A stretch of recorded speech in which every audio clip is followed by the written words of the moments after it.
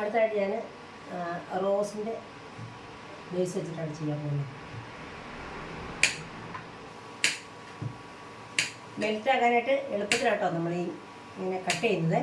അതിനെ കുറച്ച് താമസം വരും മെൽറ്റ് ചെയ്യാൻ പറ്റുവാണ്. ഇടയ്ക്കൊന്ന് ഇളക്കി കൊടുക്കാം. അപ്പോൾ ഇത് നല്ലതായിട്ട് മെൽറ്റായി വന്നിട്ടുണ്ട് കേട്ടോ. അപ്പോൾ തീ ഓഫ് ചെയ്യാം. ഇതിനകത്തേക്ക് അലോവേര ജെല്ല്, അതുപോലെ തന്നെ വൈറ്റമിൻ ഇ, ഗ്ലിസറിൻ, ഇത്രയും കാര്യങ്ങൾ മിക്സ് ചെയ്തിട്ട് ഇതിനകത്ത് ഇടാൻ പോവാണേ.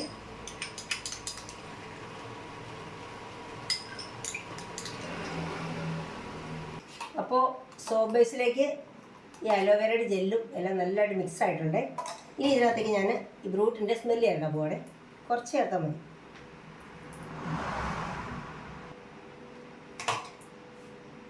അപ്പോൾ നന്നായിട്ട് ഇളക്കിയിട്ട് നമുക്കിനി അച്ചിനകത്തേക്ക് ഒഴിക്കാം.